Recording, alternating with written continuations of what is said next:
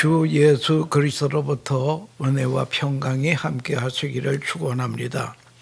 오늘은 요한복음 11장 39절에서 45절 말씀을 봉독하겠습니다.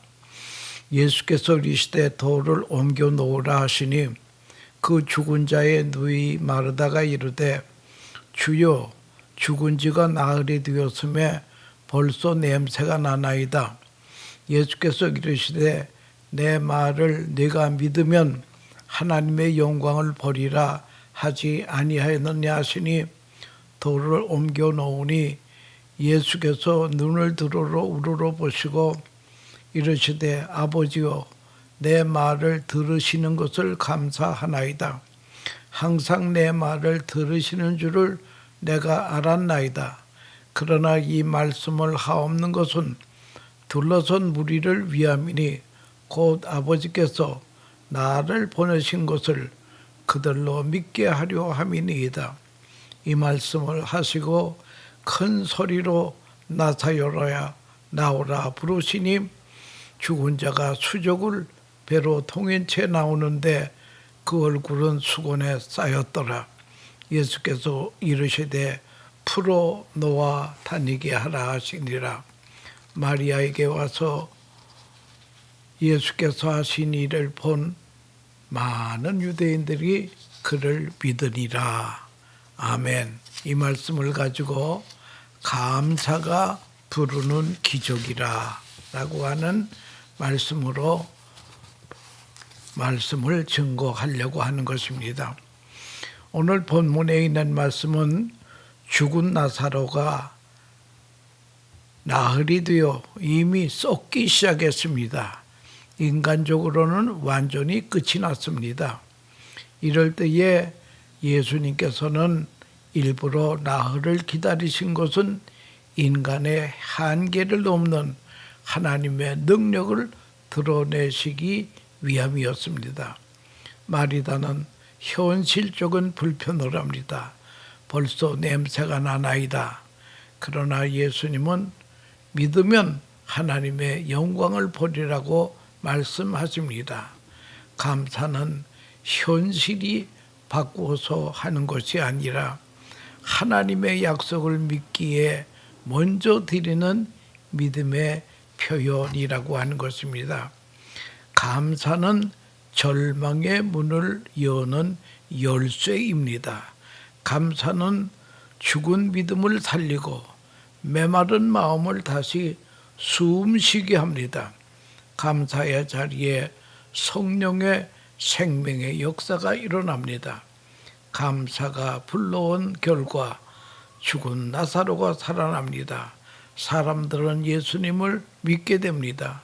감사는 개인의 은혜로 끝나지 아니하고 복음 증거로 확장이 된다라고 하는 말씀입니다. 옛날 매튜 헨리 목사님의 이런 이야기가 있습니다. 그가 한 번은 길을 가다가 길에서 강도를 만나서 지갑을 빼앗겼습니다. 그리고 그날 집에 돌아가서 그는 일기장에 이렇게 써놓았습니다. 나는 오늘 강도를 만났음을 인하여 하나님께 감사합니다. 두 번째는 비록 지갑은 강탈당했다 하더라도 나의 생명을 빼앗기지 아니하였으니 감사합니다. 세 번째는 내 돈은 다 빼앗겼어도 사실은 그 지갑에 돈이 별로 얼마가 없어서 그래서 감사합니다. 네 번째 감사는 내가 강도 당했지만 내가 강도가 되지 아니한 것을 감사합니다. 저 사람과 내가 다를 바가 없다라고 하는 것입니다. 그는 오히려 하나님 앞에 감사하고 그걸 일기장에다가 그렇게 써놨다고 하는 것입니다. 철학자 플라톤은 말합니다. 사람과 동물의 차이가 뭐냐? 동물은 감사할 줄 모르고 사람은 감사하는 동물이라 그랬습니다.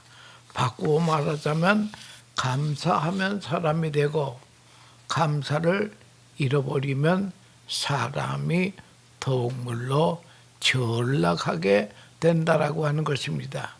그래서 종종 은혜를 모르는 사람을 보고 뭐라고 합니다.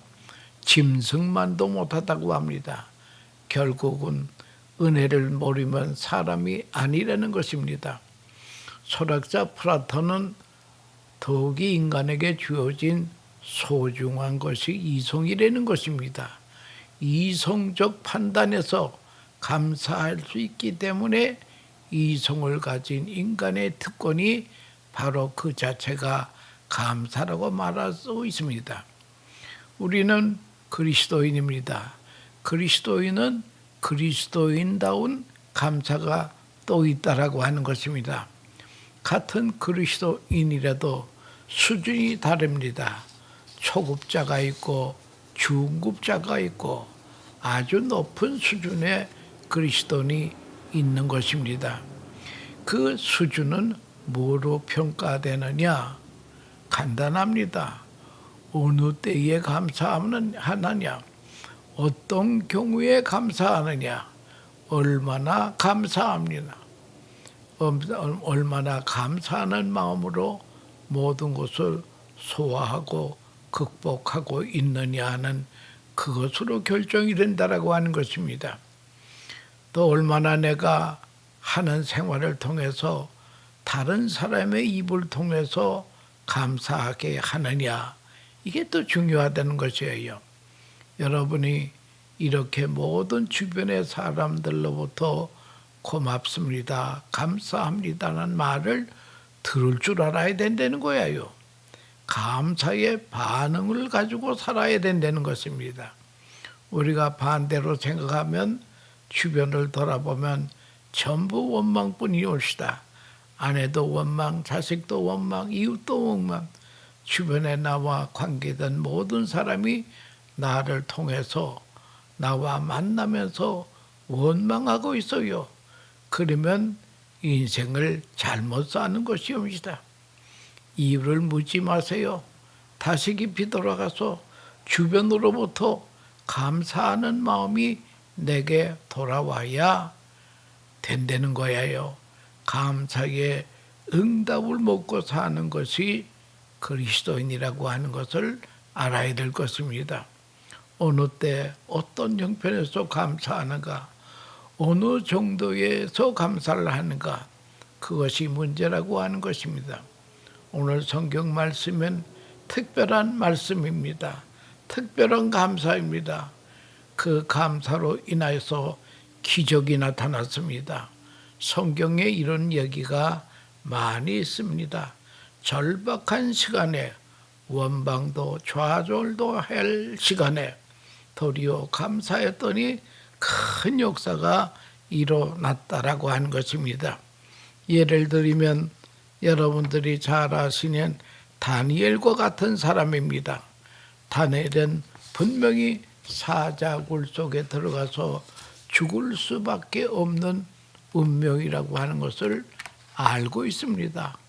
알고도 예루살렘 쪽 창문을 열어놓고 하나님 앞에 전에 하던 대로 하나님 앞에 감사의 기도를 했습니다. 여러분, 그런 시간에 감사할 수 있을까요?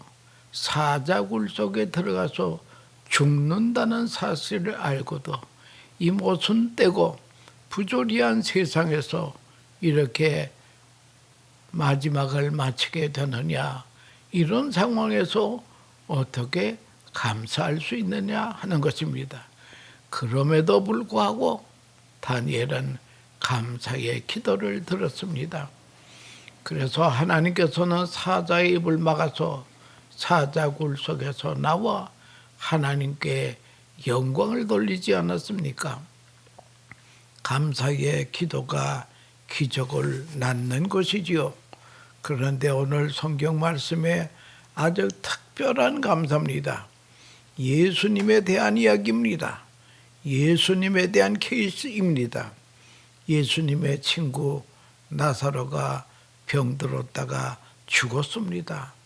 성경에 보면 예수님이 지극히 사랑하는 사람이라고, 사랑하는 제자라고 말씀하고 있습니다.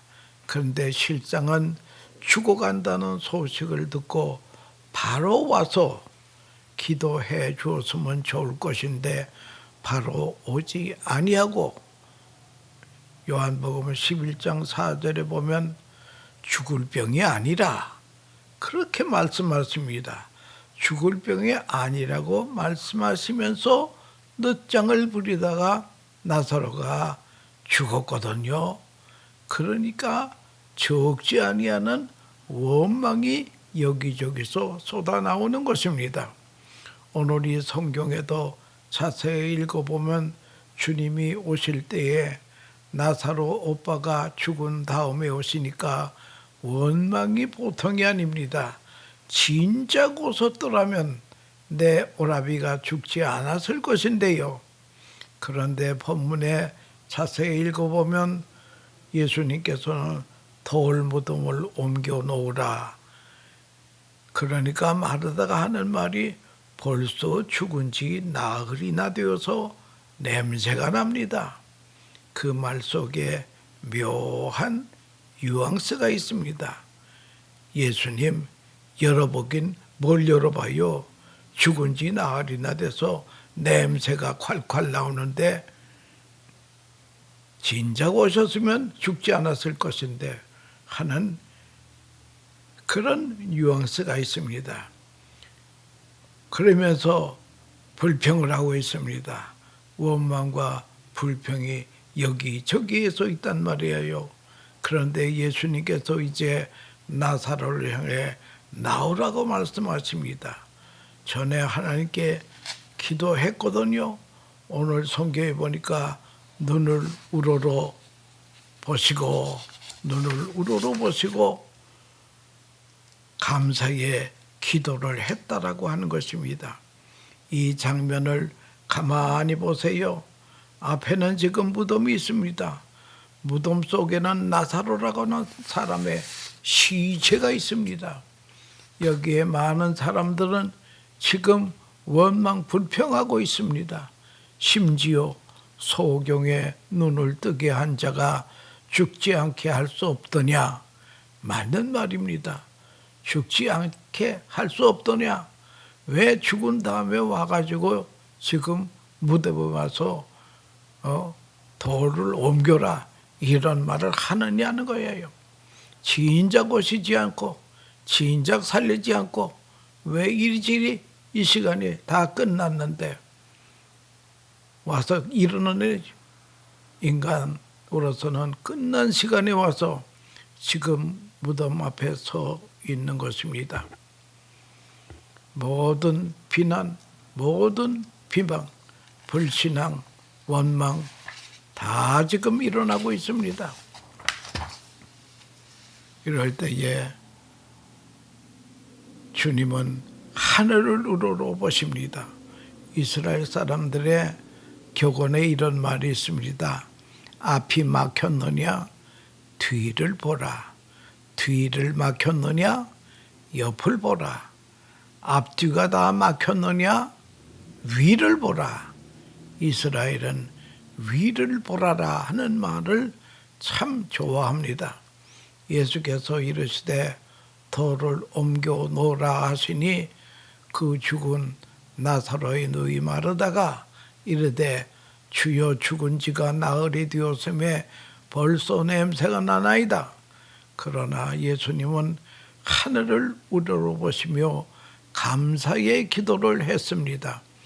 여기 43절에서 볼 것 같으면은 이 말씀을 하시고 큰 소리로 나사로야 나오라 부르시니 죽은 자가 수족을 배로 동인 채로 나오는데 그 얼굴은 수건에 쌓였더라.